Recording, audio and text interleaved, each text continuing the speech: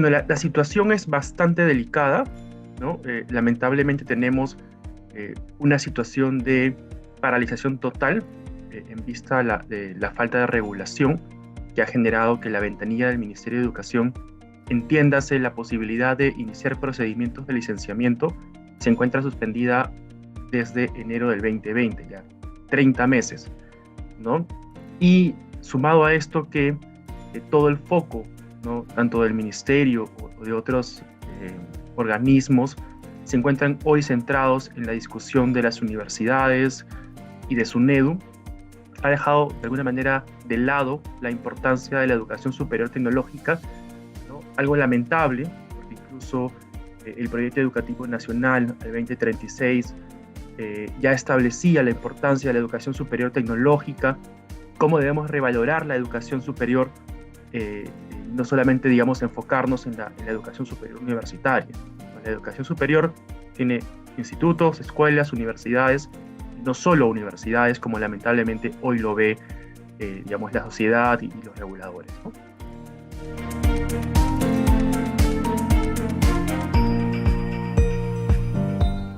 Es una gran pregunta. La verdad, el proceso de institutos todavía está en pañales, por decirlo menos, ¿no?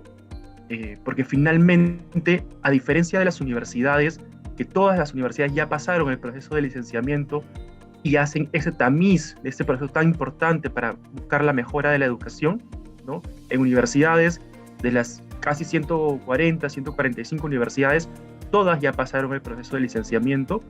Una tercera parte ha salido del sistema y se han quedado 2/3 partes, pero eso acredita o asegura que todas las que hoy se encuentran en el sistema ya pasaron este proceso, ese tamiz de calidad, ¿no? No obstante, en institutos, de los casi 1.060 institutos, 1.054 si no me equivoco, solo 92 han obtenido el licenciamiento.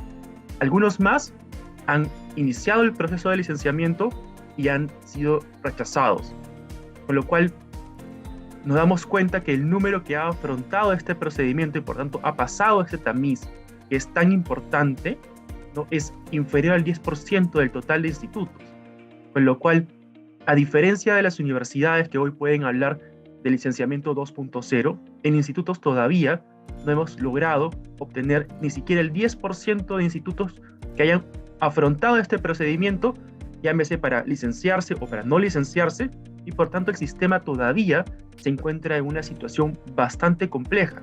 Esto, lamentablemente, producto del cierre de ventanilla, ¿no?, y producto a que lamentablemente han habido muchas discusiones gubernamentales, ¿no?, respecto de la importancia de pasar el licenciamiento de institutos, quizás a SUNEDU, que se queda en MINEDU, o lo que fuere.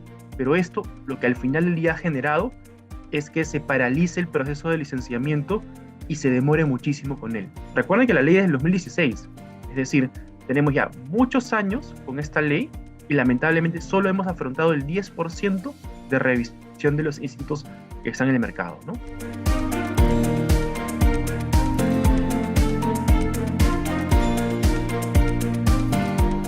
Sí, para ser exacto, ¿no? Esto se origina mediante el decreto de urgencia 017 del 24 de enero, ¿no?, un decreto de urgencia suscrito por la ex ministra Flor Pablo, en la cual en una de sus disposiciones establece que en 30 días calendario se iba a reglamentar el procedimiento de licenciamiento, se iba a reglamentar esta modificación a la ley. No obstante, y esto generaba que se suspendan todos los procedimientos de licenciamiento mientras que no se haya hecho esta reglamentación. No obstante esto, hemos pasado ya 30 meses, 2 años y medio más o menos, en las cuales esta reglamentación aún no existe, ¿no?, generando pues que lamentablemente, y pongo foco en los alumnos, tengan que afrontar mallas académicas o programas de estudios que tienen por lo menos 3 años que no han sido adecuados o adaptados o actualizados, ¿no?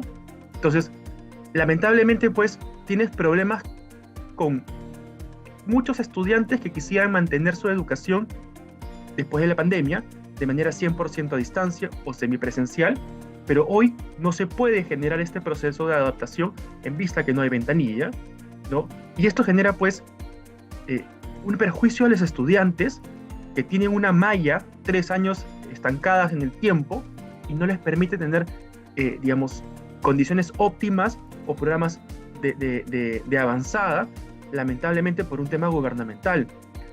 Además de ello, pues tienes el problema que llamas el centro es el alumno, pero esto además tiene otros problemas subyacentes. La inversión del propio sistema está parado, ¿no? Hay pérdida económica, no solamente para los estudiantes que no pueden, digamos, mejorar en su formación, sino también en los empleadores que no encuentran mano de obra calificada, personal calificado, ¿no? de estos institutos tecnológicos, porque finalmente no pueden adaptar sus mallas a la realidad post-pandemia, ¿no? Esto genera, pues, sin lugar a duda, perjuicios a los estudiantes, una falta de competitividad, y no solo eso. Hoy, frente a las universidades, además, que es el gran reto que tenemos, que es romper este paradigma de que la educación superior universitaria es mejor que la educación superior tecnológica, ese paradigma hay que romperlo, y este estancamiento de cierre de ventanilla genera que, a diferencia de las universidades que sí pueden licenciar programas, sí pueden, digamos, virtualizar programas, los institutos estamos congelados en el tiempo y no podemos hacer ninguna de esas actividades, ¿no?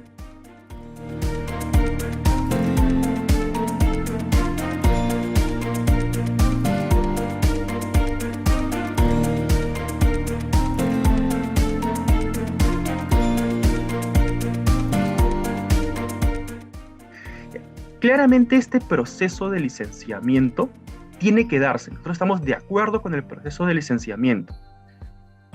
No obstante, este proceso tiene que llevarnos a algo muy importante, que es, a través de la educación tecnológica, revalorizar la importancia, ¿no? de este sector, ¿ya? Y no solo eso, sino que esta revalorización de la educación superior tecnológica tiene que llevar a que seamos un país mucho más competitivo, ¿no?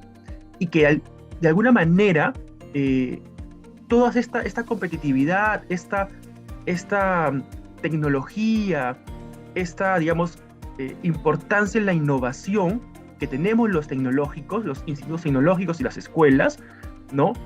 Son fomentadas hoy en día en su mayoría por la educación superior privada, ¿no? Mucho se habla, pues, de cómo aporta la educación superior tecnológica privada en la realidad nacional.